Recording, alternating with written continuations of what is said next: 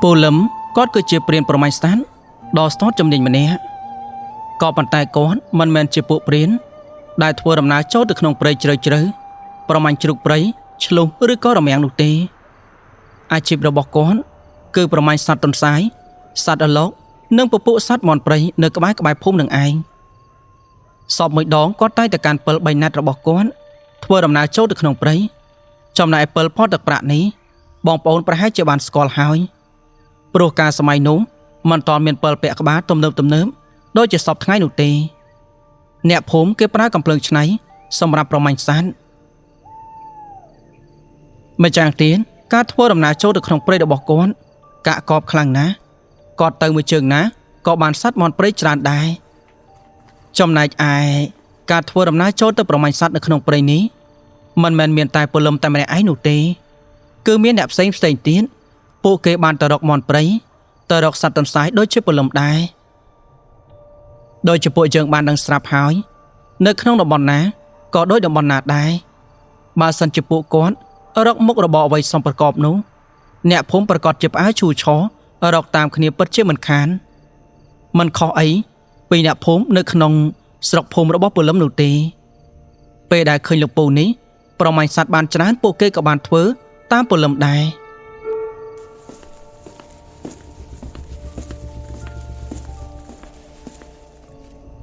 ในขนมจบมวยนุ่งในเปรกอดกองปงแต่ดาประมาณสัตว์ในตามกรมฤทัยเตียบในมันชายไปพมนู้สมเลยสัตว์คลากระหำในปีกันกลายขนมระบอกก้อนสมเลยนุ่งบ้านถ้วยกอดหยาเพิดแต่มาดองก่อปันตายมนบงปวดลมมันต้นจะบาดท้านุ่งก็เชื่อสมเลยเอาไว้หนูตีเลือกปูบ้านชอสเงียมรู้ช้อยกระเล็กเมื่อตะกรายกอดบานมันจางเปิดระบอกกอดจ่อล้างบอลต่อไปกอดมันจางเปิดหายมันบ้านคืนใสกอดก็จับดามทั่วดำน้ำบอลต่อแต่หมกตีนกอดบอลตายกอดเนื้อตาเมียนอารมณ์เสียสเตอร์บอลต่อไปกอดบ้านลื้อสำเลงได้บานกระหำใจมอกปีกันกลายขนองสำเลงนุ่งวิสเดียงจะไม่นุ่งสำเลงสัตว์ขลาดได้กอดบอลตายลูกปุ๊กเกิดทาเปรย์นึกใบเตะดิฉันไหนตาเมียนสัตว์ขลาดนะวิเห็นทั่วดำน้ำโจมอกเตอบ่อนเตะไกลมอกเนื้อเปรย์ก้อนกองปงตายได้ประมาณสัตว์นู้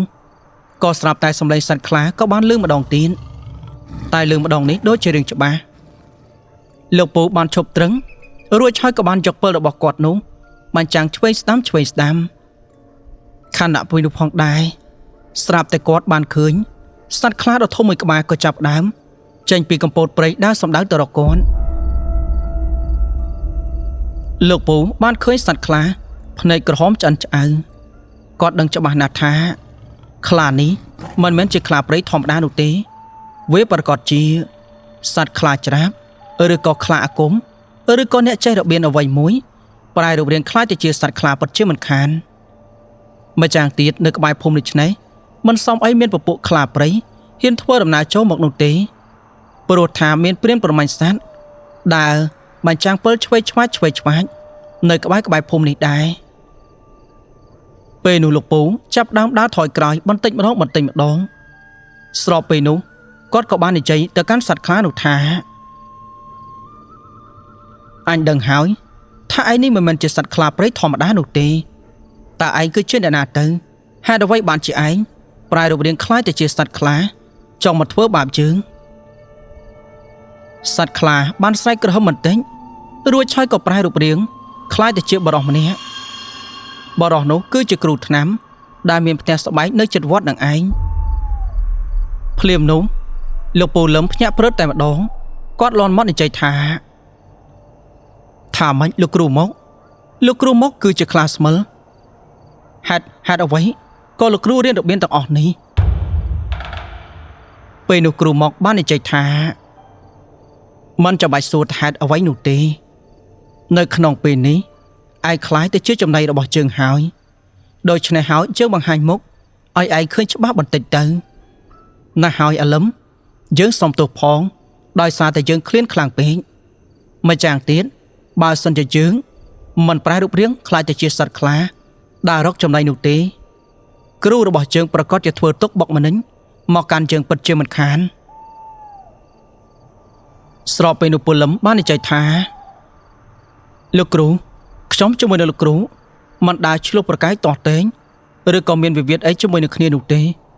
ហេតុអ្វីក៏លោកគ្រូមករកខ្ញុំសត្វព្រៃនៅក្នុងព្រៃច្រើនខ្លាំងណាស់មិនដាច់ក៏លោកគ្រូមិនទៅចាត់ការវាហេតុអ្វីបានជាមកចាត់ការទៅកាន់មនុស្សទៅវិញគ្រូមកបានឈរសោចហើយក៏បានតបថាអាលឹមសត្វព្រៃវាមិនសូវឆ្ងាញ់នោះទេយើងឆ្ងាញ់តែមនុស្សនោះទេឲ្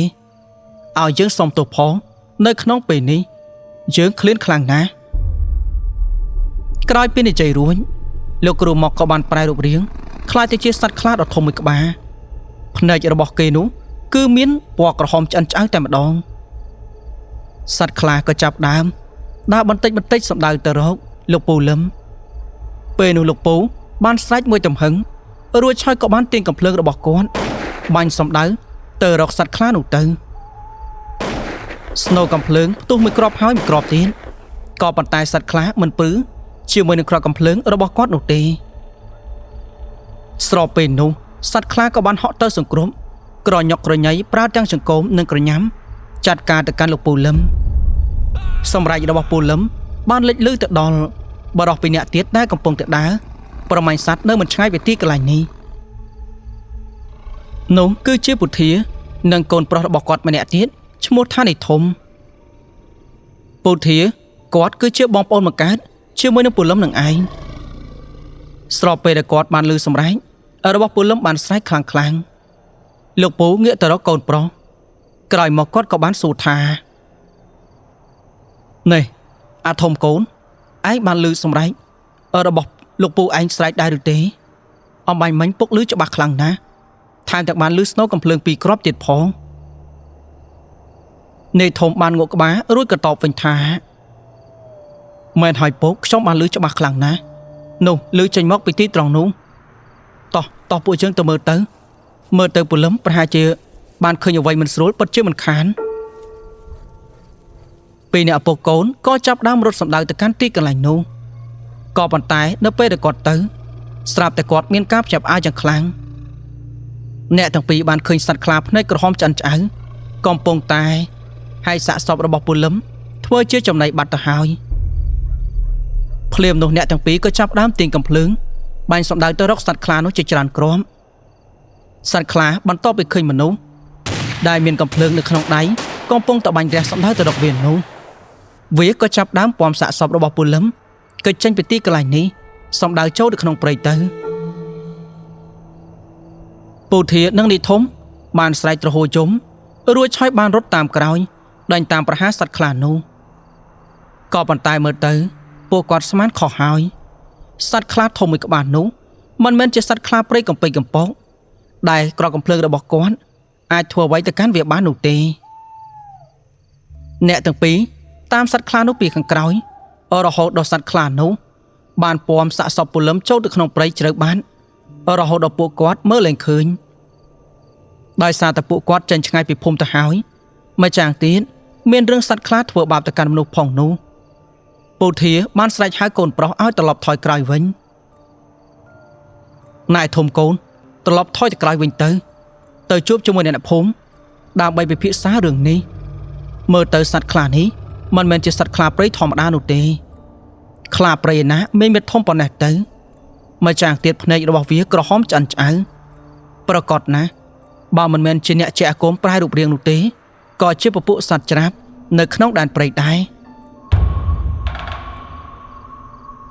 នេះធំបាននិយាយថាអត់ទេពុកពូលឹមត្រូវសត្វខ្លានោះពំចូលទៅក្នុងព្រៃខ្ញុំត្រូវតែទៅជួយពូលឹមខ្ញុំមិនឲ្យសត្វខ្លានោះស៊ីគាត់នោះទេពូធាជ្រុញចិញ្ចាមហើយក៏បាននិយាយដាស់តឿនទៅកាន់កូនប្រុសថាណែធំឯងឈួតហើយពលឹមឯងគេបានបាត់បង់ជីវិតបាត់ទៅហើយឯងទៅក៏មិនអាចជួយអ្វីបានដែរហើយសយយើងនឹងត្រូវសត្វខ្លានោះធ្វើបាបបន្ថែមទៀតតោះកូនត្រឡប់ទៅផ្ទះវិញសិនទៅឲ្យលឿនឡើងតែនេះធំដើរបង្ហូរទឹកភ្នែកគេនោះខឹងសម្បាជាមួយនឹងសត្វខ្លាខ្លាំងណាស់នៅពេលដែលគេធ្វើដំណើរជាមួយនឹងពួកគេបាននិយាយថាលោកពងតើអ្នកចេះរបៀបអីទើបអាចប្រែរូបរាង คล้ายแต่ជាសត្វខ្លាបានស្របពេលនោះផងដែរពូធាបាននិយាយថាណែកូនរឿងនេះពុកក៏មិនច្បាស់ដែរក៏ប៉ុន្តែអ្នកដែលអាចប្រែរូបរាងคล้ายទៅជាសត្វខ្លាបានគឺជាពពួកធ្មប់រានអាគមខ្លាំងឬក៏ជាពពួកគ្រូស្មិលណែពុកគិតថានៅក្នុងភូមិយើងនេះមានអ្នកចែករបៀនខ្លាំងមិនមានប៉ុន្មានអ្នកនោះទេបាននិយាយទៅអ្នកចែករបៀនខ្លាំងនោះគឺមានតែគ្រួសាររបស់សឿនតែប៉ុណ្ណោះគេនោះមានមន្តអាគមខ្លាំងក្លាណាស់ព្រោះថារបៀននោះបានបន្តតាំងពីដូនតាំងពីតារបស់គេមកគ្រាន់តែលើកដូចនេះនាយធំក៏ចាប់ផ្ដើមច្រឡោតតែម្ដងគេបាននិយាយថាពុកបើសិនជាអញ្ចឹងមែននោះគឺមានតែអាសោតបើមិនអាសោតគឺជាពុកវានឹងឯងពួកយើងធ្វើដំណើរទៅកាន់ផ្ទះវាទៅមើលទៅគ្រួសារនេះ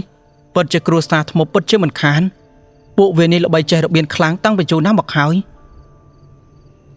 តែពុធាខាត់កូនប្រុសគាត់និយាយថាអាធំកូនរឿងនេះមិនចេះតែចោទប្រកាន់ទៅកាន់គេផ្ដេសផ្ដាសនោះទេរឿងដែលតាក់ទងជីវិតមនុស្សបើសិនជាឯងទៅរញ៉ៃរញ៉ៃផ្ទះគេក្នុងពេលយប់គេអាចចោទប្រកាន់ថាឯងនេះគឺជាពួកចោរចង់ទៅប្លន់នៅផ្ទះគេក៏គេអាចចោទបានដែរណែកូនត្រឡប់ទៅផ្ទះសិនទៅចាំពេលព្រឹករឿងនេះចាំយើងទៅពិភាក្សាគ្នាបន្តទៀតឥឡូវនេះប្រញាប់ធ្វើដំណើរទៅផ្ទះរបស់ពលឹមឯងប្រាប់សាច់រឿងទាំងអស់នេះទៅកាន់ប្រពន្ធគេសិនក៏ប៉ុន្តែនេះធំគេខឹងច្រឡោតខ្លាំងណាស់គេហាក់ដូចជាមិនចង់ស្ដាប់សម្ដីឪពុករបស់គេនោះទេព្រោះថាពលឹមរបស់គេស្លូតខ្លាំងណាស់ហេតុអ្វីបានជាសត្វខ្លានោះទៅចាត់ការលោកពូរបស់គេធំបាននិយាយថាលោកពូយើងទៅចាត់ការភ្លាមទៅតនកំពុងតែក្តៅចិត្តបើរងចាំពេលព្រឹកឡើងនោះពួកយើងប្រកាសជីមានចិត្តអាណិតទៅកាន់ពួកវាពិតជាមិនខានលោកពុកមិនអាណិតលោកពូទេអីពូធាគាត់ក៏បានតបថាអាណិតនោះគឺអាណិតហើយអ្នកណាមិនអាណិតគេគឺជាប្អូនម្កាត់របស់ពុកក៏ប៉ុន្តែបើសិនជាយើងទៅតឹងតែងដូចនេះយើងប្រកាសជាត្រូវរបស់គេពិតជាមិនខានឯសមានគ្រួសាររបស់ក្មួយសោតនោះយើងចង់ចាញ់ចូលតាមតែសេរីភាពមែនឬទេអ្នកចែកអាគមម្នាក់គេប្រកាសជាមានរបៀនការពារផ្ទះសម្បែងរបស់គេបើសិនជាឯងចង់ទៅចូលរករឿងគេនៅក្នុងពេលជប់នេះមិនតនឹងបានប៉ះគេម្ដាយផងប្រហែលជាឯងត្រូវស្លាប់ក្រៅរបងផ្ទះរបស់គេពិតជាមិនខាននេះធំដើរជូតទឹកភ្នែករួចឆយក៏បានធ្វើដំណើរសំដៅទៅផ្ទះដើរមិនដើរគេយំមិនដើរបន្តិចក្រោយមកអ្នកទាំងពីរក៏បានធ្វើដំណើរចូលទៅដល់ផ្ទះរួចឆយពុធាក៏បានស្រែកប្រាប់ទៅកាន់ប្រពន្ធរបស់គាត់ថានេះម៉ែវាអើយបើកទ្វារបើកបង្អួចបន្តិចណែទៅប្រាប់ដល់អ្នកចិត្តខាងទៅថាលឹមគេបានបាត់បង់ជីវិតបាត់ទៅហើយមុននេះគឺមានសត្វខ្លាកំណាចដ៏ធំមួយក្បាលបានចាត់ការទៅកាន់គេឥឡូវនេះខ្ញុំប្រញាប់ធ្វើដំណើរទៅកាន់ផ្ទះគេប្រាប់ប្រពន្ធកូនរបស់គេអ្នកមីងគ្រាន់តែបានឮភ្លាមគាត់ស្លុតចិត្តតែម្ដងអ្នកមីងមិនជឿនោះទេក្រោយមកគាត់និយាយថាឪវាឯងឈួតទេអីយកពាក្យអញ្ចឹងមកនិយាយលេងសើចលឹមគេទៅតែចេញទៅប្រមាញ់សត្វមិនជួបប៉ុន្មាននោះទេហេតុអ្វីក៏មានសត្វខ្លាចូលមកធ្វើបាបទៅកាន់គេនៅក្នុងភូមិរបស់ជើងនេះថ្មីត្បិតតែសម្បូរព្រៃក៏ប៉ុន្តែមិនធ្លាប់លើកថាមានសត្វខ្លាព្រៃឯណាចូលមកធ្វើបាបមនុស្សដល់ស្រុកភូមិនោះទេឯងកុំនិយាយកុហកខ្ញុំតែពេលនោះនេះធំយកដៃជូតទឹកភ្នែករួចហើយនិយាយទាំងបបេបបកទៅកាន់ម្ដាយរបស់គេថាម៉ែពុកនិយាយការពិតពូលឹមគឺត្រូវអាសត្វខ្លាដ៏ធំនោះបានចាត់ការទៅកាន់គាត់បាត់ទៅហើយខ្ញុំដេញតាមវាជាមួយនឹងពុកដែរក៏ប៉ុន្តែចាត់ការវាមិនបាននោះទេអ្នកមីងបាននិយាយថាណែកូនម្ដាយតើរឿងនេះគឺជាការពិតមែនឬទេពុទ្ធោលឹមឯងទៅតែចេញពីផ្ទះហេតុអ្វីក៏មានរឿងទាំងអស់នេះកើតឡើងក្រោយពីនោះទៅពូធាជាមួយនឹងកូនប្រុសរបស់គាត់បានធ្វើដំណើរសម្ដៅទៅកាន់ផ្ទះរបស់ពូលឹមហើយក៏ចាប់ផ្ដើមរៀបរាប់សាច់រឿងទាំងអស់នេះប្រាប់ទៅកាន់ប្រពន្ធរបស់ពូលឹមព្រមទាំងអ្នកជិតខាង ប្រពន្ធរបស់ពលឹមនោះគាត់ក៏សឹងតែមិនជឿដែរក៏ប៉ុន្តែដោយសារតែការរៀបរាប់របស់ពុធាដែលជាបងថ្លៃព្រមទាំងនេធំនោះច្បាស់លាស់ខ្លាំងពេកអ្នកមីងបានស្រែកទ្រហោយំអង្គុយលើកម្មចន្ទើកន្ទុកកន្ទិញសំបីតែកូន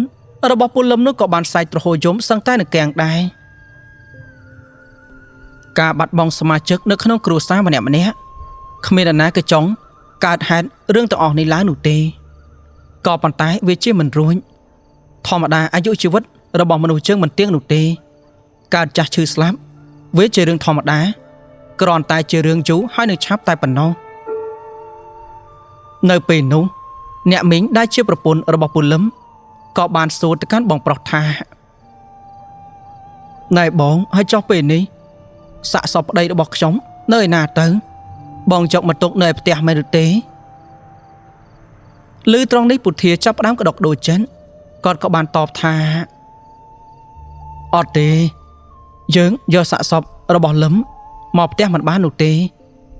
ដោយសារតែសត្វខ្លះនោះវាបានពំយកចូលទៅក្នុងព្រៃស៊ីធ្វើជាចំណីរបស់វាបាត់ទៅហើយឲ្យបងសុំទោសផងដែលបងមិនអាចជួយទៅកាន់គេបានពាក្យពេចន៍សម្ដីរបស់លោកពូកាន់តែធ្វើឲ្យអ្នកមីងគាត់យំបន្ថែមទៀតអ្នកភូមិក្បែរនោះក៏ចាប់ផ្ដើមលោឡានិយាយម្នាក់មួយម៉ាត់ស្របពេលនោះផងដែរលោកអមម្នាក់ក៏បានសួរទៅកាន់ពុធាថាណែធាឯងមានបានឃើញច្បាស់ដែរឬទេសត្វខ្លានោះគឺជាខ្លាព្រៃឬក៏ជាពពួកសត្វច្រាបឬក៏ជាខ្លាអ្វីផ្សេងតាមស្ដាប់ទៅឯងនិយាយថាសត្វខ្លានោះគឺមានភ្នែកក្រហមពិតណាសត្វខ្លាធម្មតាមិនមែនមានភ្នែកក្រហមនោះទេសង្ស័យថាជាពពួកខ្លាធ្មប់ឬក៏ខ្លាស្មិលឬក៏អាចថាជាពពួកច្រាបក៏អាចថាបានដែរតែរឿងច្រាបព្រៃអីនោះដូចជាមិនធ្លាប់មានលេចលឺធ្វើដំណើរចូលមកក្នុងភូមិសោះហេតុអ្វីក៏មានរឿងទាំងអស់នេះកើតឡើងឯងប្រាប់ខ្ញុំបន្តិចមើលឯងមានការសង្ស័យទៅលើសត្វខ្លានោះដែរឬអត់លោកពូគាត់ក៏បានតបថាណែលោកបងខ្ញុំសង្ស័យថាសត្វខ្លានោះវាគឺជាមនុស្សតំណែងខ្លួនព្រោះថាអ្នកចេះអាគមខ្លាំងគេអាចប្រែរូបរាងខ្លាចទៅជាសត្វខ្លាបានធម្មតាទោះបីជាពួកច្រាបក៏ដោយបើវាមកចាត់ការមនុស្សនៅក្នុងភូមិវាប្រកាសជាមានការភ័យខ្លាចវាគិតថានៅក្នុងភូមិនេះប្រហែលជាមានអ្នកចេះអាគមចេះរបៀនស្អីផ្សេងទៀតនឹងអាចសូត្រអាគមដាក់ទៅកាន់កំភ្លើងចាត់ការទៅកាន់វាបានក៏ប៉ុន្តែនៅក្នុងពេលដែលខ្ញុំបានជួបជាមួយនឹងសត្វខ្លានោះពួកខ្ញុំបានទិញកំភ្លើងបាញ់សម្ដៅទៅរកវាតែវាហាក់ដូចជាមិនចាប់អារម្មណ៍មើលទៅវាដូចជាបានដឹងថាពួកខ្ញុំទាំងពីរអ្នកឪពុកកូននេះគ្មានរបៀនអ្វីជាប់នៅនឹងខ្លួនខ្ញុំបានគិតនៅក្នុងចិត្តថាមើលទៅប្រហែលជាសត្វខ្លានោះគឺជាខ្លាស្មិលឬក៏ខ្លាធ្មប់ដែលអ្នកចេះរបៀនខ្មៅនៅក្នុងភូមិនេះតំណែងខ្លួនពិតជាមិនខានលោកអមម្នាក់នោះបានជ្រុញចិញ្ចើមរកគិតបន្តិចរួចហើយគាត់ក៏បានតបថាណែនៅក្នុងភូមិជើងដូចជាមិនធ្លាប់មានអ្នកណាគេរៀនរបៀនមន្តអាគមស្អីនោះទេណែបើមានគឺមានតែគ្រូសារបស់សឿនតែប៉ុណ្ណោះតែគេនេះហាត់រៀនអាគមរបៀនបន្តតាំងពីដូនតាំងពីតាបន្តត្រកូលតគ្នាមកហើយក៏មិនធ្លាប់លេចឮថាប្រែរូបរាងខ្លាចទៅជាសត្វខ្លាអីធ្វើបាបទៅកាន់មនុស្សដែរណែរឿងនេះពិតជាតឹងពិតជាមិនខានមើលទៅមិនងាយរកមុខអ្នកដែលប្រែរូបរាងខ្លាចទៅជាសត្វខ្លាឃើញនោះទេភ្លាមនោះនាយធំក៏ចាប់ផ្ដើមច្រឡោតភ្លាមគេនិយាយថាលោកអ៊ំគ្មានអ្នកណាក្រៅពីគ្រួសាររបស់អាសូតនឹងទេគ្រួសាររបស់វានេះហើយគឺជាធ្មប់គឺជាស្មិលថ្ងៃស្អែកនេះខ្ញុំនឹងទៅចាត់ការវាពិតជាមិនខានពេលនោះពុធាក៏បានស្ទុះទៅយកដៃបិទមាត់កូនប្រុសហើយគាត់និយាយថាយេអាធំពីអស់នេះមិនគួរនិយាយនៅទីកន្លែងនេះនោះទេឯងឃើញទេមនុស្សច្រើនខ្លាំងណាស់ឯងមកចោតប្រកាន់គេស្រស់ដូចនេះនេះសំណាងហើយចេះបងប្អូនរបស់គេមិននៅក្បែរបើសិនជាពាក្យនេះលេចលឺទៅដល់គ្រួសាររបស់សឿនវិញគេប្រកាសជារករឿងយើងពិតជាមិនខាន ក៏មិនចេះតែចោតប្រកាន់ទៅគេផ្ដេសផ្ដាសមានមន់ទុកស៊ីបាយទៅវើយក្រោយពីនោះទៅលោកអមក៏បានខាត់ថានេះឈប់ឆ្លោះប្រកែកគ្នាទៅមនុស្សកំពុងតែមានទុកឥឡូវនេះយើងគួរតែធ្វើយ៉ាងម៉េចយើងគួរតែរកវិធីសាស្ត្រទៅយកសាកសមរបស់លឹមចូលមកក្នុងផ្ទះសបាយដែរឬទេ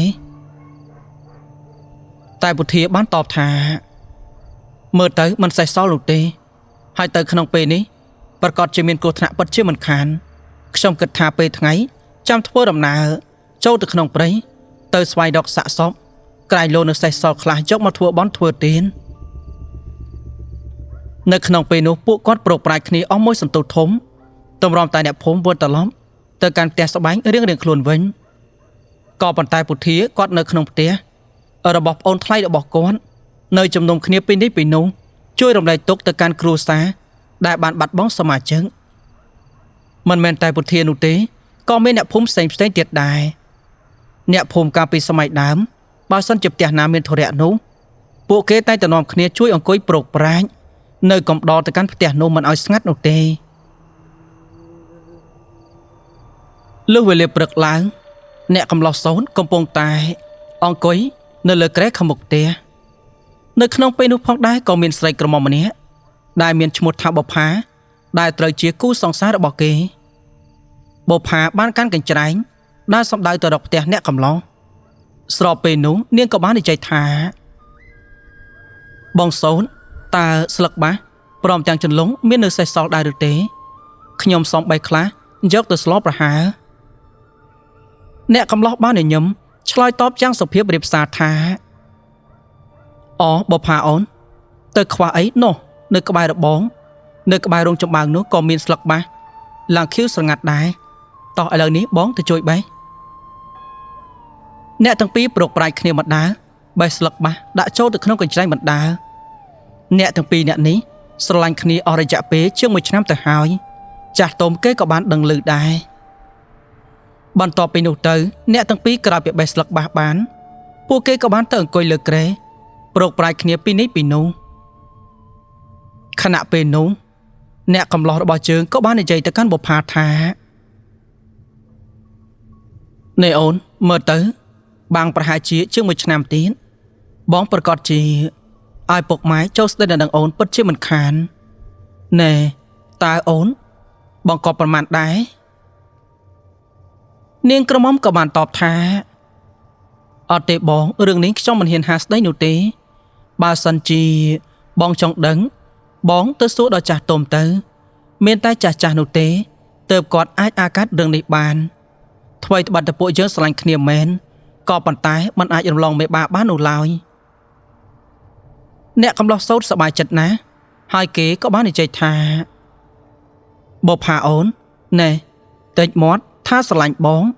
ក៏ប៉ុន្តែនៅពេលដែលបងឲ្យពុកម៉ែទៅចូលស្ដីបែរជាប្រកែកនោះបងនេះប្រកាសជាខ្មាស់គេស្លាប់ពិតជាមិនខានអ្នកទាំងពីរនាក់ប្រោកប្រាជ្ញញញឹមញញែមទៅមកចំណែកឯម្ដាយរបស់អ្នកកំឡោះសោតនេះគាត់បានទៅទិញត្រីនៅឯចុងភូមិបាត់ទៅហើយរីឯពូសឿនគាត់រវល់តែទៅកាប់ឫស្សីដើម្បីយកមកធ្វើជាទ្រូខណៈពេលនោះស្រាប់តែអ្នកកំឡោះធំបានស្ពាយកំភ្លើងធ្វើដំណើរចូលទៅកាន់ផ្ទះនេះសោតទាំងតក់ក្រហល់ពេលនោះបុប្ផានាងក៏បាននិយាយទៅកាន់នេះសោតថាណែបងសោតនោះបងធំមានរឿងស្អីទៅដើរមកទាំងមុខក្រញ៉ៅតែម្ដង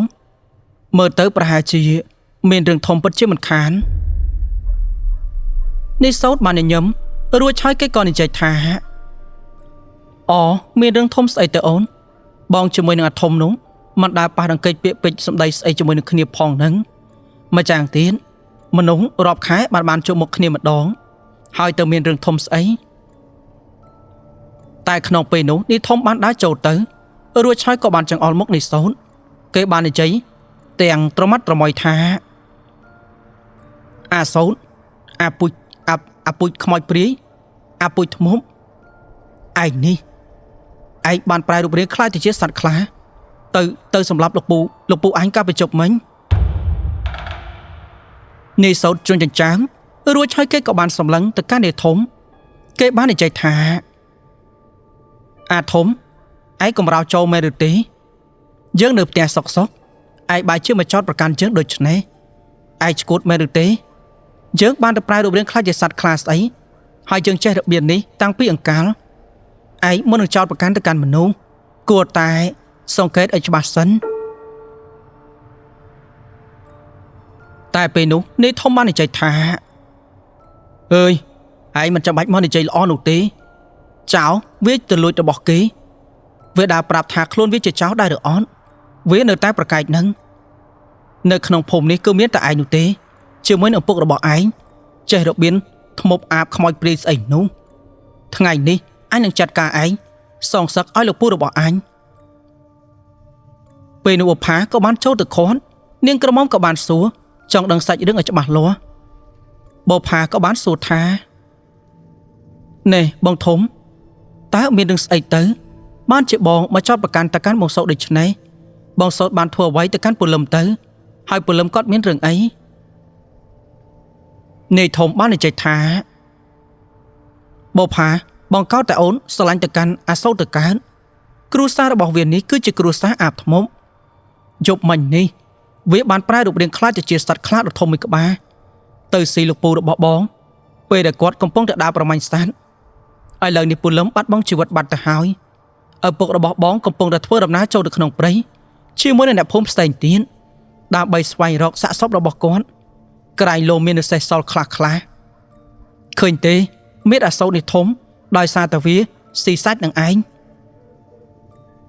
នេះសោតក្តៅស្លឹកទៅជាងើងដោយសារតែអ្នកកំឡោះនេះក៏មិនមែនជាអ្នកកំឡោះដែលមានចិត្តធ្ងន់ប៉ុន្មានដែរនេះសោតបានចង្អុលមុខនេះធំរួចឆោយគេនិយាយថាអាធំពេលព្រឹកព្រលឹមឯងមិនចង់មានរឿងជាមួយនឹងឯងនោះទេណាស់ហើយឯងទៅវិញចុះយើងមិនចង់ធ្វើអីឯងនោះទេតែនេះធំគេបាននិយាយថាថ្ងៃនេះទោះបីជាឯងមិនធ្វើអីយើងក៏យើងធ្វើអីឯងដែរឥឡូវនេះយើងនឹងចាត់ការឯងនេះធំបានទាញកំភ្លើងតម្រង់ទៅកាន់នេះសោតខណៈពេលនោះនេះសោតគេក៏បានកិច្ចបន្ទិញរួចឆោយក៏បានស្ទុះទៅវាយនេះធំមួយដៃឲ្យដួលអគុតទៅលើដីនេះធំវិលមកខ្ញាល់រួចឆោយក៏ស្រវេស្រវាតោងរបងឡើងឈរមកវិញគេបានចកដៃជូតឈាមបន្តិចរួចឆោយក៏និយាយថាអាចង្រៃយ៉ាងម៉េចអាងឯងមានកម្លាំងខ្លាំងមែនទេឯងនេះមើលទៅកម្លាំងដៃគឺជាកម្លាំងអាបធ្មប់ពិតជាមិនខានថ្ងៃនេះបើសិនជាយើងមិនចាត់ការឯងចោលយើងមិនមែនជាអាធំនោះទេនេះធំបានទាញកំភ្លើងតម្រង់ទៅកាន់នេះសោតម្ដងទៀតស្របពេលនោះសោតបាននិយាយទៅកាន់បុប្ផាណែអូនកិច្ចខ្លួនសិនទៅអានេះមើលទៅវាឈួតហើយប្រយ័ត្នតែវាបាញ់ត្រូវអូនកិច្ចខ្លួនសិនទៅបុប្ផាភ័យខ្លាំងណាស់ក៏បានទៅកិច្ចខ្លួនពួនជាមួយនឹងដើមអំពិលផ្អែមដ៏ធំមួយដើមនៅក្បែរនោះនាយធំក៏បានស្ទុះចូលទៅរួចឆោយក៏បានចំនួនមួយគ្រាប់សំដៅទៅរកនាយសោតនាយសោតបាត់ភ្នែកទាញយកចង្កូមខ្លាដាក់ចូលក្នុងមាត់សោតអាគមដៃរបស់គេក៏បានចាប់គ្រាប់នោះជាប់រួចឆោយច្របាច់ទម្លាក់ទៅលើដីស្នូកំភ្លើងបានផ្ទុះនោះធ្វើឲ្យអ្នកភូមិគ្រប់គ្នាក៏ចាប់ផ្ដើមផ្អើលឆោឡោធ្វើដំណើរសំដៅមកកាន់ផ្ទះរបស់នាយសោតសំបីតែពូសឿនដែលគាត់កំពុងតែកាប់ឫស្សីនៅឯខាងក្រោយផ្ទះនោះគាត់ក៏មានការភ្ញាក់ផ្អើលដែរលោកពូបានទម្លាក់កំបាត់ចុះរួចហើយក៏បានធ្វើដំណើរចូលទៅកាន់ផ្ទះសបាយរបស់គាត់អ្នកភូមិផ្អើលឈូឆររួចហើយពួកគេក៏បានចូលទៅខាត់ស្របពេលនោះផងដែរលោកពូម្នាក់ក៏បាននិយាយថាអាធំមានរឿងស្អីនិយាយគ្នាទៅហេតុអ្វីក៏ចាំបាច់ប្រើកំភ្លើងប្រើដៃប្រើជើងឯងនេះកាលពីមុនឯងស្លូតណាស់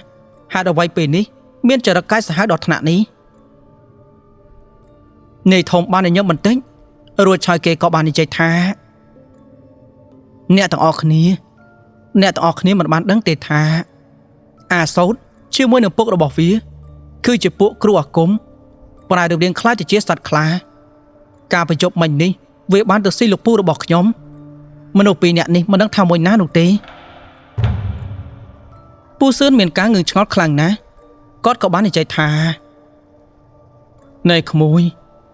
ឯងកុំចេះតែចោទប្រកាន់ទៅកាន់មនុស្សប្រដេះផ្ដាសគ្រួសារពូនេះថ្មីត្បិតតែចេះអាគមមែនក៏ប៉ុន្តែចេះតែរបៀនការពារសម្រាប់ខ្លួនឯងការពារទៅកាន់គ្រួសារនិងសម្រាប់ការពារអ្នកភូមិតែប៉ុណ្ណោះហេតុអ្វីក៏ក្មួយមកចោទប្រកាន់ដូចនេះនៅក្នុងពេលនោះនាយធំបាននិយាយថាមិនចាំបាច់ដោះសារនោះទេថ្ងៃនេះខ្ញុំនឹងចាត់ការទៅកាន់អ្នកទាំងពីរចោទតែម្ដងបើសិនជាមិនចាត់ការនោះទេប្រកាសជាមានពពួកខ្លាស្មិលចូលទៅធ្វើបាបអ្នកភូមិផ្សេងទៀតពិតជាមិនខានអ្នកភូមិក៏ចាប់ផ្ដើមចាប់នាយធំរួចឆោយអ្នកកំឡោះសោតនោះក៏ខឹងសម្បាដែរតែពូសឿនគ្រាន់តែសម្លឹងមុខកូនប្រុសគាត់បន្តិចនាយសោតគេក៏បានឈប់ស្ងៀមដោយសារតែគេគោរពទៅកាន់ឪពុករបស់គេខ្លាំងណាស់ពេលនោះអ្នកភូមិក៏បានអស់នាយធំយកទៅផ្ទះសម្បែងវិញទៅក្រោយមកទើបពួកគេដឹងថាពលឹមបាត់បង់ជីវិតនៅក្នុងព្រៃដោយសារតែសត្វខ្លាមានភ្នែកក្រហមឆេះសត្វខ្លាដ៏ចម្លែកនោះមិនដឹងថាចេញមកពីណានោះទេ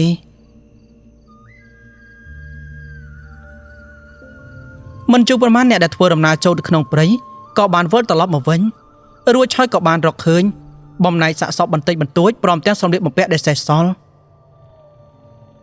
ពួកគេបានចកវាធ្វើដំណើរសម្ដៅទៅកាន់ផ្ទះរបស់ពូលឹមប្រពន្ធរបស់គាត់បន្ទាប់ពីបានឃើញស្គ្រងឆ្អឹងព្រមទាំងសម្លៀកបំពាក់ដែលសេះសល់នោះក៏ចាប់ផ្ដើមស្រែកទ្រហោយំសារជាថ្មីម្ដងទៀតតែក្នុងពេលនោះពូធាបានឃើញគេចាប់កូនប្រុសរបស់គាត់យ៉ាងត្រណត់ត្រណែងលោកពូក៏បានស្ទូលទៅកាន់អ្នកភូមិថានេះអ្នកទាំងអស់គ្នាតើមានរឿងស្អីទៅបានជាចាប់កូនរបស់ខ្ញុំក្រៀកជាប់ដូច្នេះវាទៅធ្វើអ្វីខុសអំរុនដែលត្រូវជាឪពុករបស់ក្រមុំបុប្ផាគាត់បានបកស្រាយប្រាប់ថាណែធីកូនប្រុសរបស់ឯងនេះយកកំភ្លើងទៅបាញ់និសូតដល់ផ្ទះសំណាងហើយដែលនិសូតនោះគឺជាមនុស្សចេះរបៀនបើមិនអញ្ចឹងទេប្រកាសជាដេកស្ដោកនៅក្នុងផ្ទះពិតជាមិនខានអាធំនេះសាហាវខ្លាំងណាស់ហេតុអ្វីក៏ឯងមិនចេះបដៅកូនដូច្នេះពូធាគ្រាន់តែលឺភ្លាមគាត់ក៏បានស្ទុះទៅវឹងផ្ទះកូនប្រុសរបស់គាត់ប្រមាណដៃហើយគាត់បាននិយាយថាអាធំឯងឈួតហើយបើសិនជានៅក្នុងភូមិនេះមានសត្វខ្លាអីនោះគឺឯងនឹងហើយជាអ្នកប្រែរូបរាងខ្លាចទៅជាសត្វខ្លាឯងមើលមនុស្ស10នាក់និយាយឯងមិនស្ដាប់ច្រងេងច្រងាងគ្មានដឹងចាស់គ្មានដឹងទុំយើងធ្លាប់បដៅឯងធ្វើជាមនុស្សបែបនេះមែនឬទេនាយធំខឹងខ្លាំងណាស់សម្លឹងទៅរកឪពុកហើយគេបាននិយាយថាពុកបដៅខ្ញុំបានល្អខ្លាំងណាស់ក៏ប៉ុន្តែថ្ងៃនេះខ្ញុំមានកំហឹងលោកពុកមិនដឹងទេថាលោកពូយើងស្លាប់បាត់បង់ជីវិតដោយសារតែគ្រួសាររបស់ពូសឿននឹងឯងពួកគេគឺជាធ្មប់អំរុនគាត់ក៏បានសួរបញ្ជាក់ទៅកាន់នាយធំថាណែក្មួយឯងបានឃើញច្បាស់ថាគេប្រែរូបរាងខ្លាចទៅជាសត្វខ្លាដែរឬអត់ចោតប្រកាន់ដូច្នេះវាមិនត្រឹមតែប៉ះពាល់មកកាន់ឯងនោះទេសូម្បីតែឪពុកម្ដាយរបស់ឯងនេះក៏ត្រូវគេចាប់យកទៅឃុំដែរយ៉ាងម៉េចឯងសប្បាយចិត្តមែនឬទេ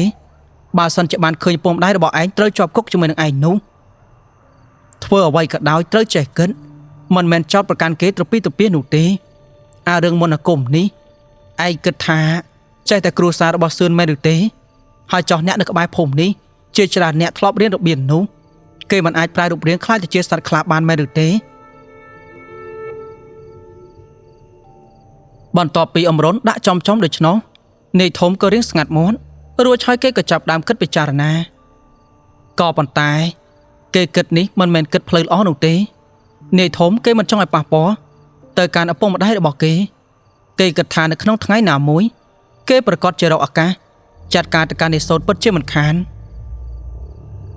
បើតាមសាច់រឿងមិនប៉ុន្មាននោះទេក៏ប៉ុន្តែរឿងដែលនាយធំខឹងសុបាជាមួយនឹងនិសូតនោះដោយសារតែគេលួចស្រឡាញ់ទៅកាន់បុប្ផារួចឆោយគំនុំស្នេហាបូករួមជាមួយនឹងគំនុំដែលគេចាត់ការទៅកាន់លោកពូរបស់គេនោះបានធ្វើឲ្យនាយធំនេះកាន់តែខឹងទៅកាន់គ្រួសារ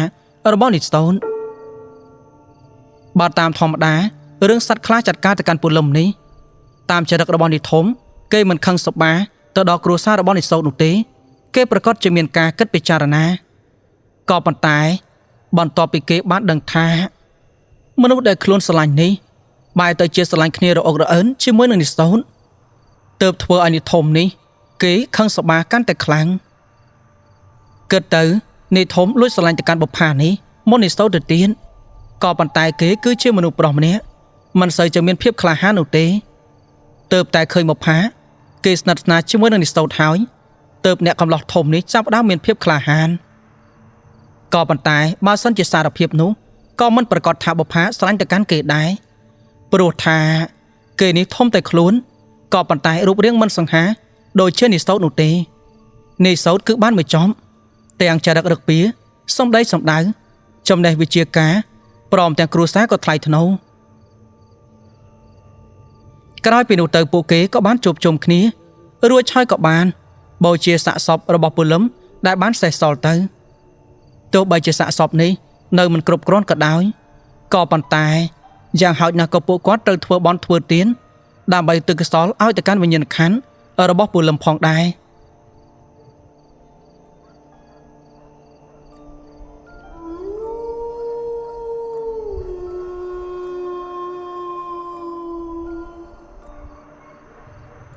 នៅក្នុងជប់មួយនោះនៅពេលដែលក្នុងវត្តគេធ្វើបន់កំសាន្តភូមិសោតគេបានធ្វើដំណើរទៅជាមួយនឹងបុប្ផាដើម្បីទៅលេងនៅក្នុងវត្តនៅក្នុងវត្តមានមនុស្សច្រើនអ៊ូអរដោយសារតែមានរបាំមានតែល្ខោនទៀតផងអ្នកនៅក្នុងវត្តនោះនាំគ្នាសើចសប្បាយកាកអាយមានតែនិធមនោះទេកំពុងតែអង្គុយសង្គ្រឹះថ្មិញសម្លឹងទៅកាន់និសូនរងចាំពេលមានឱកាសគេប្រកាសจะចាត់ការទៅកាន់និសូនពិតជាមិនខានបន្ទាប់ពីរាត្រីកាន់តែជ្រៅអ្នកគ្រប់គ្នាក៏ចាប់ដើមវិលត្រឡប់ទៅកាន់ផ្ទះសបែងវិញសោតគេបានជូនបុប្ផាទៅផ្ទះរួចហើយគេក៏បានធ្វើដំណើរទៅកាន់ផ្ទះគេក៏ប៉ុន្តែនៅពេលដែលគេចេញមិនទាន់នឹងផុតពីវត្តស្រួលបុលផងស្រាប់តែនិធមបានលេចចេញមកពីក្នុងកំពតព្រៃទាញកំបិតស្ទុះទៅចាក់និសូនកំបិតចាក់ទៅមួយទំហឹងដៃលឺសូបឹមក៏ប៉ុន្តែមិនបានធ្លុះចូលទៅក្នុងសាច់របស់និសូតសំបីតែបន្តិចនិសូតបានចាប់កំបិតជាប់កាច់ដៃរបស់និធមលឺសូប្រុសរួចហើយក៏ដាក់មួយកែចំកណ្ដាលដើមទ្រូងធ្វើឲ្យនិធមនោះដួលដាច់ផ្ងាទៅលើដីខណៈពេលនោះនិសូតក៏បាននិយាយថាឯងជាអ្នកណាបានជាមកចាត់ការយើងមើលបើកមើលមុខបន្តិចមើលនៅពេលដែលបើកកណាត់ចេញស្រាប់តែឃើញថានោះគឺជានិធមខណៈពេលនោះផងដែរនិសូតគេបាននិយាយថាអាធំហើយចុះវាស្អីទៀតហើយបានចែកមករករឿងយើងមិនចប់មិនហើយដូច្នេះយើងមិនបានធ្វើអីទៅកាន់លោកពូរបស់ឯងនោះទេបើសិនយើងបានចាត់ការទៅកាន់លោកពូរបស់ឯងមែននោះឯងតាមចងពៀយើងប៉ុណ្ណេះយើងប្រកាសជាប្រែរូបរាងខ្លាចទៅជាសត្វខ្លាស៊ីឯងម្នាក់ទៀតពិតជាមិនខានអានេះខួរក្បាលរាក់ខ្លាំងណាស់ហេតុអ្វីក៏មិនចេះពិចារណាអញ្ចឹងក្រោយពីនោះទៅអ្នកកំឡោះសោតគេក៏បានធ្វើដំណើរទៅផ្ទះបានចំណែកឯនេះធំនៅបាក់ដៃមួយចំហៀងយកទៅយកមកព្យាយាមក្រោកបន្តិចស្របពេលនោះផងដែរដៃរបស់គេកំពុងតែឈឺចាប់ស្រាប់តែលោកគ្រូមកបានដើរចូលមកដល់លោកគ្រូមកបានញញឹមហើយក៏បាននិយាយទៅកាន់នេះធំថាណែក្មួយឯងចង់សងសឹកជាមួយនឹងគេដែរឬទេគេនេះប្រហែលជាពពួកខ្លាស្មិលហើយណែបើសិនជាឯងចង់សងសឹកជាមួយនឹងគេឯងត្រូវតែរៀនរបៀនមន្តអាគមណែមកតាមពូមកពូប្រកាសជាព្យាបាលដៃឯងឲ្យជារួចហើយនឹងបង្រៀនមន្តអាគមទៅកាន់ឯងនាយធំចាប់ដើមលងជាមួយនឹងពាក្យសម្ដីរបស់គ្រូមករួចហើយក៏បានធ្វើដំណើរចាក់ចេញពីភូមិទៅជាមួយនឹងគ្រូមកខណៈពេលនោះនាយធំបាននិយាយថាលោកគ្រូគ្រាន់តែរៀនមន្តអាគមបន្តិចបន្តួចហេតុអ្វីក៏ធ្វើដំណើរឆ្ងាយពីភូមិខ្លាំងម្ល៉េះជិត1គីឡូដីបាត់ទៅហើយគ្រូមកបានសើចហើយគាត់ក៏បានតបថាមន្តអាគមខ្លាំងមិនចេះតែបង្រៀនផ្ដេសផ្ដាស់នោះទេខ្លាចក្រែកមានអ្នកផ្សេងទៀតគេឃើញគេហាត់រៀនតាមមកចិត្តជើងមកយើងនឹងបង្រៀនអាគមមួយនាយធំសម្លឹងទៅកាន់ទឹកមុខរបស់គ្រូមកនេះ ហាក់ដូចជាមិនដូចធម្មតានោះទេចេះតែញញឹមញញែមលិតមាត់បន្តិចសម្លឹងទៅរកគេធំក៏បានសួរថាលោកគ្រូតើមន្តអាគមស្អីគេទៅគ្រូមកក៏ចាប់ដើមប្រណម្យដៃសូត្រមន្តអាគមបន្តិចរួចហើយក៏បានប្រែរូបរាងខ្លាចទៅជាសត្វខ្លាដ៏ធំក្រោយមកសត្វខ្លាក៏បានស្រែកក្រហមខ្លាំងពេលនោះនាយធំចាប់ដើមភ័យបះដៃបះជើងតាមពិតទៅសត្វខ្លាដែលបានចាត់ការទៅកាន់ពលឹមនោះមិនមែននាយសោតនោះទេគឺជាលោកគ្រូមកបានសាច់រឿងភាគនេះខ្ញុំបាទសូមបញ្ចប់ត្រឹមនេះសិនខ្ញុំបាទសូមអរគុណចំពោះការគាំទ្រម្យ៉ាងទៀតសូមបញ្ជាក់ថាវីដេអូនេះបង្កើតឡើងសម្រាប់ចែកចាយការកំសាន្តអារម្មណ៍ព្រមទាំងចំណេះដឹងនិងការអប់រំមួយចំនួនទៅកាន់ប្រិយមិត្តអ្នកស្ដាប់ជាចុងក្រោយខ្ញុំបាទសូមអរគុណនិងសូមជម្រាបលា